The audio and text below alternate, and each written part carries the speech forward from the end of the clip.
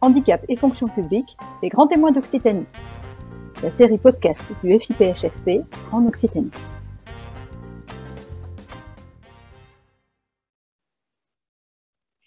Bonjour à tous et à toutes. L'équipe du Handipact Occitanie est heureuse de vous accueillir aujourd'hui pour vous parler du rôle du médecin de prévention et l'évolution de ses missions. Nous aborderons également la loi santé au travail et nous parlerons des outils du FIPHFP leur permettant d'améliorer leur pratique au quotidien. Nous avons pour cela le plaisir d'accueillir Madame Timar-David, médecin de prévention du Centre de gestion du Gard. Bonjour Madame Timar-David. Bonjour Madame Terrier. Je vous laisse vous présenter. Je suis Myrna Timar-David, médecin de prévention au sein du CDG 30.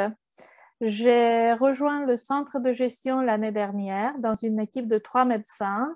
Mes 2 collègues sont à temps partiel. Le service de santé au travail du CDG 30 compte aussi 3 infirmières et 2 assistantes. Nous prenons en charge plus de 8000 agents de la fonction publique territoriale en étroite collaboration avec les 2 collègues de la mission handicap, une psychologue au travail et 4 préventeurs, donc les agents chargés de la fonction d'inspection, donc les ACFI. Très bien. Comment définiriez-vous votre mission ? Je considère les médecins de prévention comme une interface entre la direction et le personnel.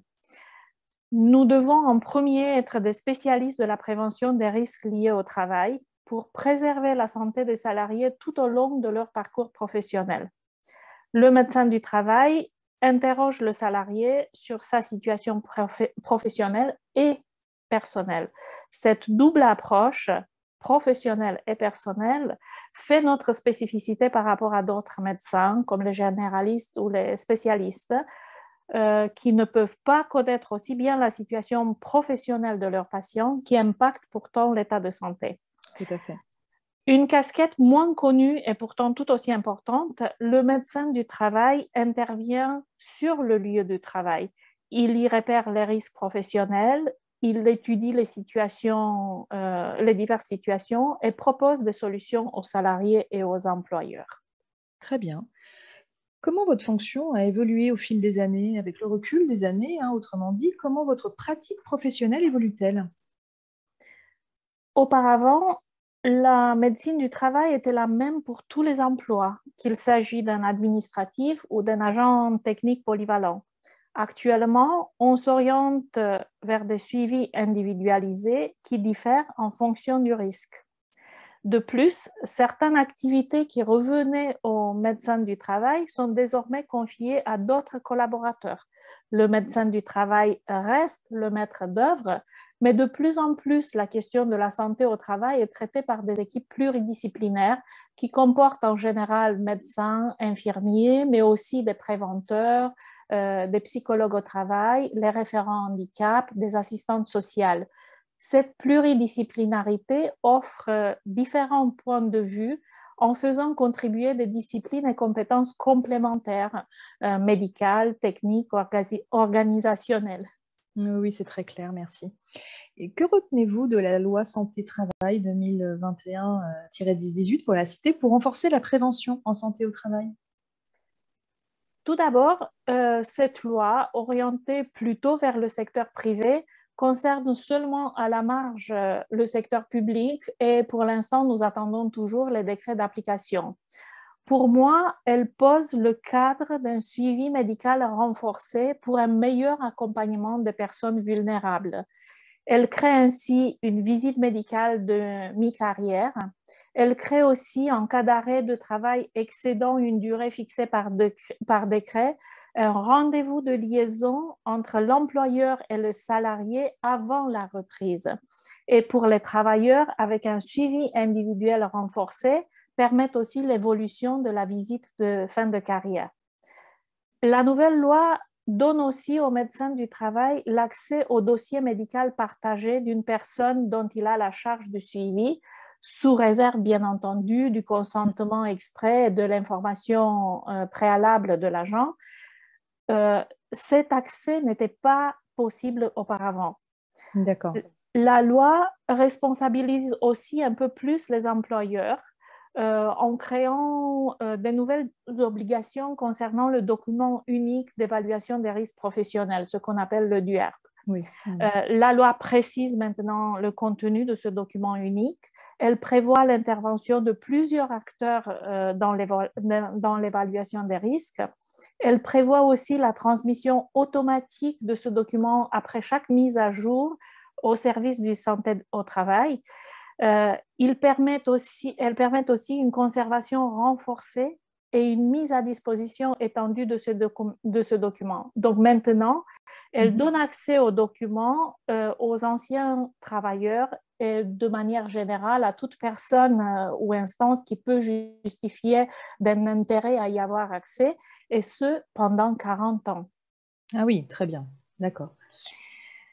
Si on doit aller plus loin, quel changement pour votre organisation ou votre mission?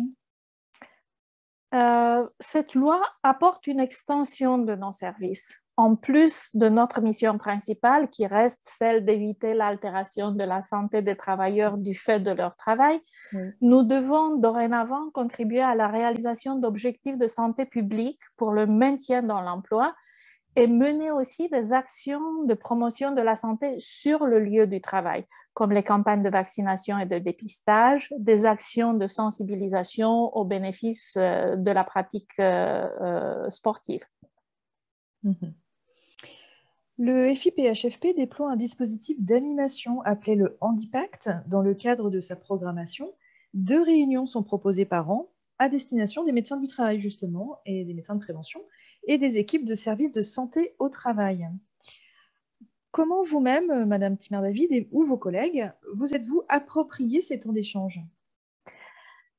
Malheureusement, je n'ai pu à ce jour participer qu'à une seule réunion, mais je dirais que c'est complémentaire aux apports que le CDG nous donne sur la connaissance de la fonction publique territoriale, sur son organisation, sur ses spécificités et ses contraintes. Le Handipact apporte aussi un bon éclairage sur les dispositifs mobilisables et financés par le FIPHFP. De plus, pour moi, c'est un des rares moments d'échange entre confrères, donc c'est très appréciable, surtout en cette période. Et oui, j'imagine, effectivement. Le FIPHFP vient de sortir une nouvelle version de son catalogue des aides avec 13 nouvelles mesures. Avez-vous pu en prendre connaissance et qu'en retenez-vous si c'est le cas? Oui, j'en ai bien sûr pris connaissance. Ce que j'apprécie, c'est la simplification de certaines démarches, comme ne plus exiger la prescription du médecin du travail pour les prothèses auditives, orthèses, fauteuils roulants. Il y a aussi des précisions intéressantes sur le contenu de l'accompagnement socio-pédagogique et sur les conditions d'exercice du tutorat. Très bien, donc un guide à étudier avec un catalogue à étudier avec beaucoup d'attention. En effet, donc, comme on le disait, donc, ce catalogue est très intéressant. Il permet aussi, je crois, de rendre plus visible l'offre de services, de faciliter la mobilisation et la compréhension des interventions du FIPHFP par les employeurs, mais aussi de faciliter le parcours des personnes et d'appliquer le principe de surcoût aux différentes aides. Pour nos auditeurs qui nous écoutent, ce catalogue est entré en vigueur donc, en 1er janvier 2022. Il est consultable sur le site du FIPHFP. Madame Timmer-David, pour poursuivre, quel partenariat mobilisez-vous en faveur du maintien? Des réseaux Cap Emploi, des prestations d'appui spécifiques, je ne sais pas, si vous voulez nous expliquer un petit peu. Une fois que le statut de travailleur handicapé est reconnu par la MDPH, nous sollicitons la FIPHFP pour les prestations d'appui spécifiques, donc pour tout ce qui est handicap auditif, visuel, etc. On sollicite aussi beaucoup les ergonomes dans le cadre des études préalables à l'aménagement et à l'adaptation des situations de travail, ce qu'on appelle les EPAST. Nous nous appuyons aussi sur les services mission handicap des partenaires et sur les représentants du personnel. Très bien, merci pour cet éclairage. Qu'aimeriez-vous dire aux employeurs qui nous écoutent ou en termes de bonnes pratiques du maintien, de prévention? Voilà, si vous avez un message à faire passer à ceux qui nous écoutent. Une chose qui me tient à cœur, c'est de les inciter à traiter en amont les conséquences des restrictions posées par les médecins du travail. Du moment où nous posons une restriction pour un agent, actuellement, ces tâches en pratique sont dispatchées aux autres agents. Or, la déficience d'un salarié ne doit pas être compensée par le collectif de travail. Une restriction ne dit pas que l'agent ne doit plus faire cette tâche, mais qu'il doit la faire autrement. C'est cette tâche qui pose problème et elle doit être repensée, allégée, automatisée, etc. Cette réflexion peut nourrir aussi le document unique et permettre d'améliorer les conditions de travail de tous les collègues ayant la même fonction ou étant dans le même service afin d'éviter d'autres situations à risque. Ok, très bien. Alors, effectivement, l'anticipation est capitale, vous le disiez, mais aussi le traitement collégial de la situation en s'appuyant sur les personnes ressources pour continuer à exercer, mais comme vous l'avez dit, autrement.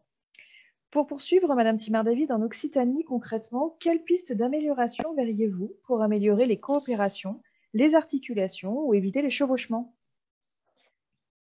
Une des pistes, ce sera de développer au sein des CDG de la région le fonctionnement des équipes pluridisciplinaires au sein des cellules de maintien dans l'emploi, ce qui permet d'avoir une vision globale des situations. Ça permet aussi la mise en place d'un plan d'action précis et le réajustement régulier des démarches engagées. Une autre piste, c'est de renforcer la présence sur le terrain des équipes qui interviennent dans le maintien dans l'emploi.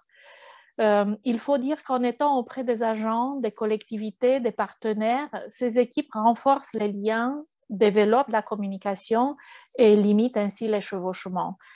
Nous avons besoin aussi de développer la sensibilisation des employeurs et des agents sur la question du handicap par le biais des divers supports. Ces supports peuvent être ludiques, de type exposition, témoignage, immersion, test de matériel ou de situation, ou des supports qu'on considère magistraux, comme les conférences, les formations. En ligne générale, je pense qu'être plus présent sur le terrain améliore sûrement les coopérations et qu'une bonne communication et un bon réseau sont indispensables pour éviter les chevauchements. Et de ce fait, nous avons hâte de reprendre en présentiel les réunions Handipact et de coordination régionale entre CDG pour renforcer le réseau en Occitanie. Et oui, c'est ce que je peux comprendre, effectivement. La force du présentiel, c'est sûr que ça vous permettra d'aller plus loin. C'est la fin de ce podcast. Nous espérons qu'il vous sera utile pour mieux comprendre le rôle du médecin de prévention. À très bientôt avec le Handipact Occitanie. À très bientôt.